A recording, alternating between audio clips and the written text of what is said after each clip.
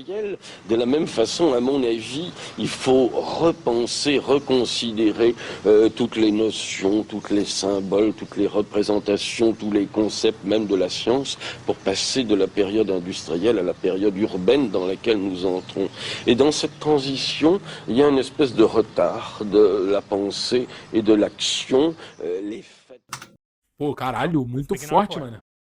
Ó, tem toda uma questão aqui.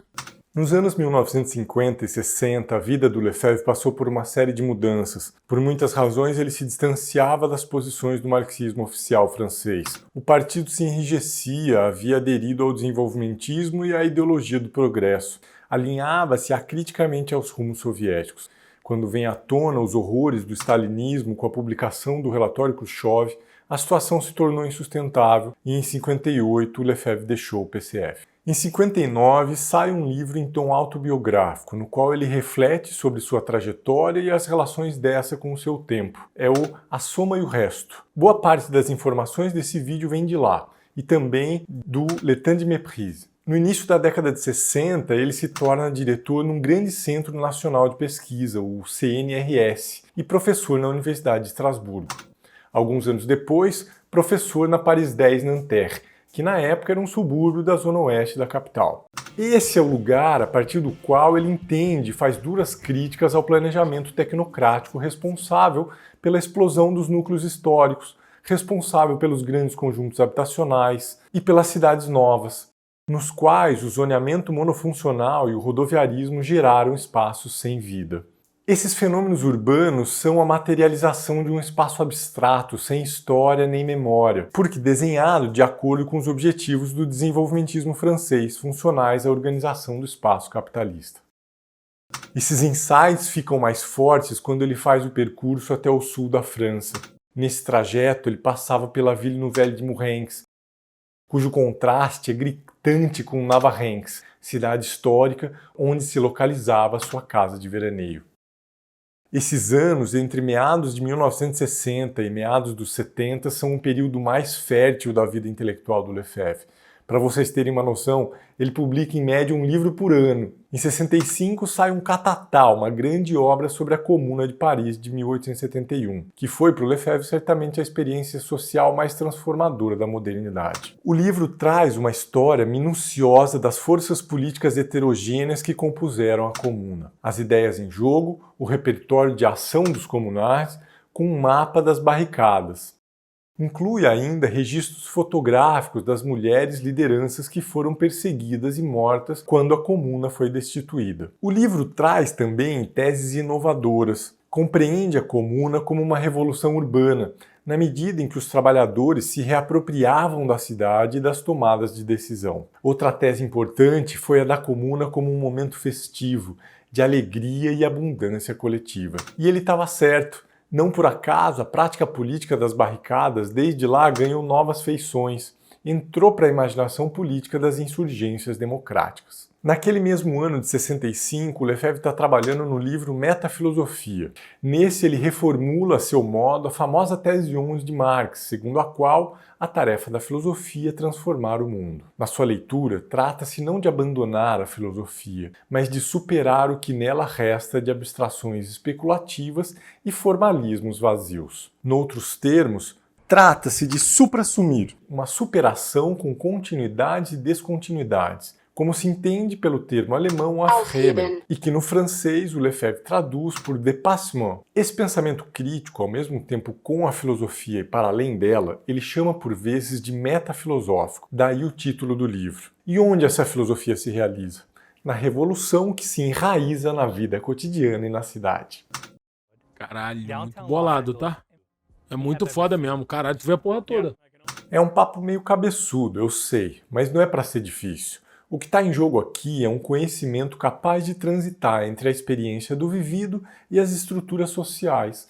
Um pensamento crítico que se traduz em praxis inventiva, visando organizar um campo de forças vivas da sociedade. Em 68 sai o famoso Direito à Cidade, livro traduzido em nem sei quantas línguas, onde ele formula essa noção que é muito usada até hoje. Assistam lá nossos vídeos sobre isso. Também nesse ano sai o livro Vida Cotidiana no Mundo Moderno. Lá ele sintetiza bastante dos trabalhos anteriores. É uma boa para quem está sem paciência de ler os volumes maiores. Eu gosto dele também porque, por ser um livro curto, ele lança as braba. Trata do welfare state como sociedade burocrática de consumo dirigida. E também ele mostra como a crítica do cotidiano visa ser uma revolução cultural permanente para os templos urbanizados. E pasmem, também em 68 ele escreveu, sabe sobre o quê? Isso mesmo, ele escreveu A Quente, um pequeno livro sobre a irrupção de maio de 68. Vale lembrar que já havia alguns anos ele dava aula em Nanterre, onde a convulsão social toda começou. No livro ele reconstitui os antecedentes, os dias intensos de contestação, dá destaque para as práticas experimentais de autogestão e o caráter instituinte de um evento como esse. Em 70 saem nada menos do que 4 livros: A Revolução Urbana, o Manifesto Diferencialista, O Fim da História e ainda o Compêndio dos Artigos Sociológicos, do rural ao urbano. Como eu já estou correndo contra o tempo, eu vou indicar na descrição do vídeo uma boa análise que colegas meus fizeram desses livros. Já em 71, o Lefebvre publica o Para Além do Estruturalismo. Nesse, ele sintetiza as críticas a um oponente intelectual seu,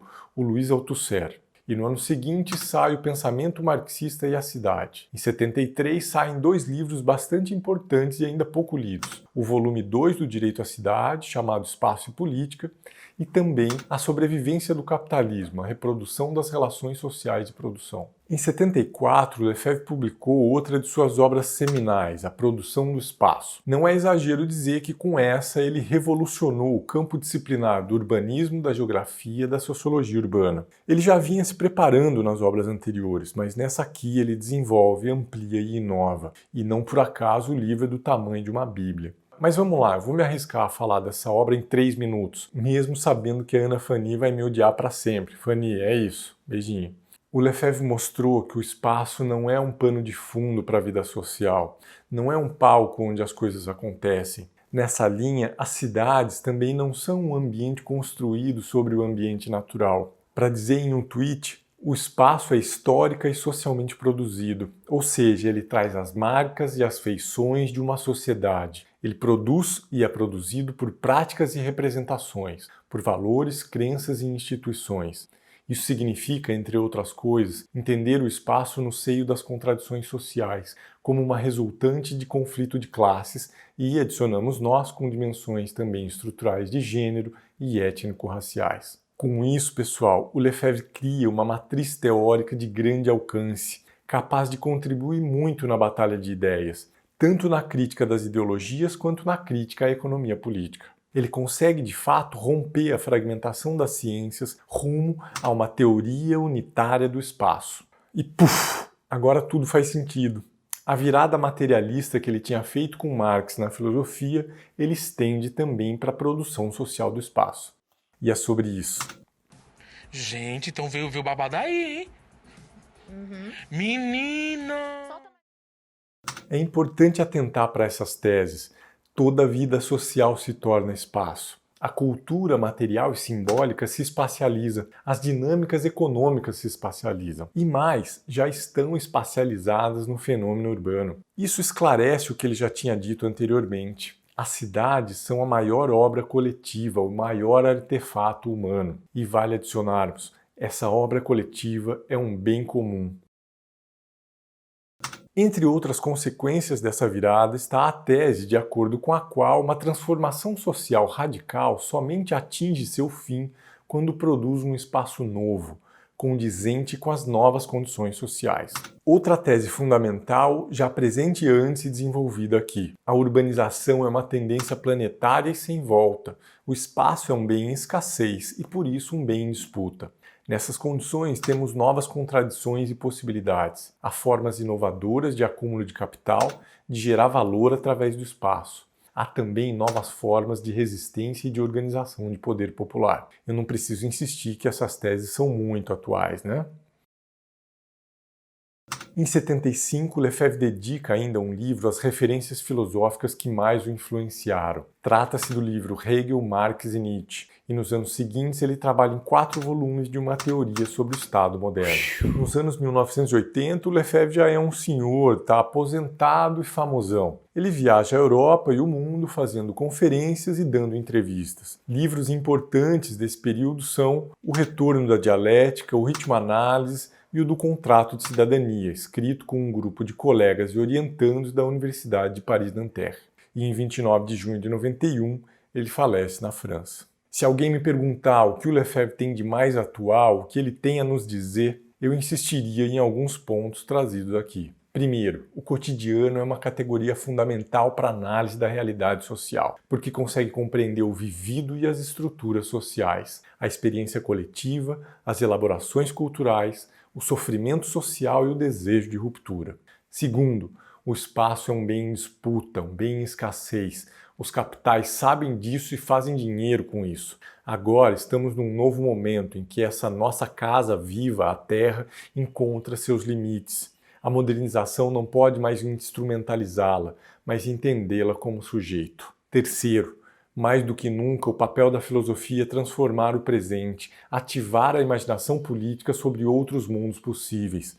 E, em termos concretos, as revoluções do século XXI certamente serão revoluções urbanas, terão repertórios urbanos. Eu teria muitos outros pontos, mas esses fazem do Lefebvre um autor com o qual conseguimos pensar entre muitas escalas, muitas dimensões, e isso também é cada vez mais necessário. E não esquece, não economiza, deixa aí seu like, passa esse vídeo para geral, se inscreva no canal e aquele abraço.